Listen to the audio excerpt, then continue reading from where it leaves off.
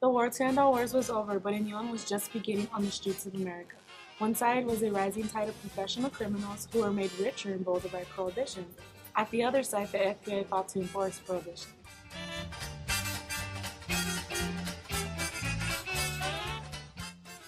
Real estate developers expected rents to rise as saloons closed and neighborhoods improved.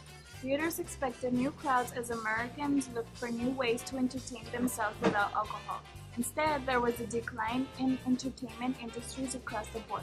Restaurants failed as they could no longer make a profit without legal liquor sales. On the whole, the initial economic effect of prohibition were largely negative. One of the most popular effects was on government tax revenue, cost them a total loss of $11 billion. Al Capone was a major gang leader in the dry era.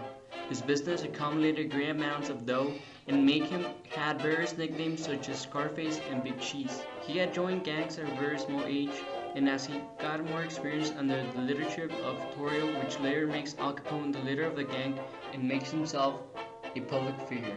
Smart and cautious, he gained popularity for selling what people most wanted, beer. At a constant time and under surveillance from the FBI, he was able to commit dozens of murders, and one of his most notorious deeds, the Valentine's Massacre. Killing rival gang members became about and selling in his territory.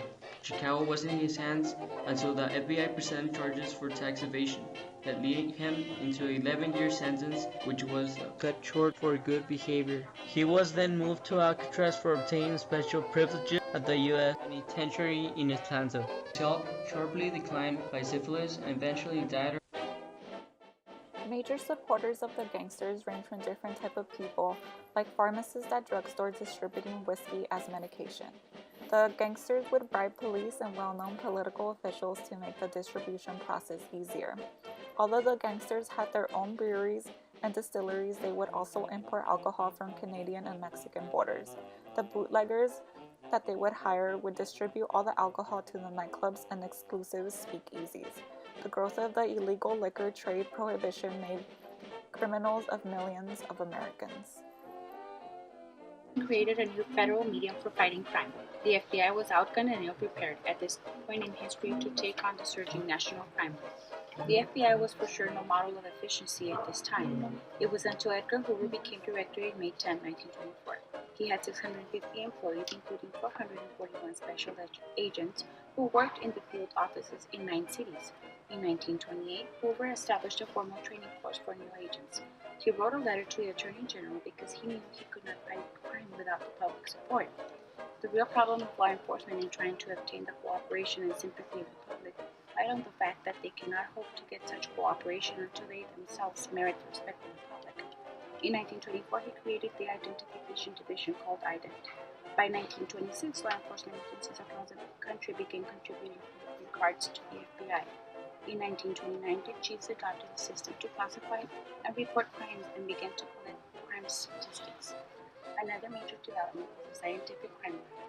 In 1924-1932, lab was fully operational and soon provided scientific examinations and analysis for the FBI and its partners around the country.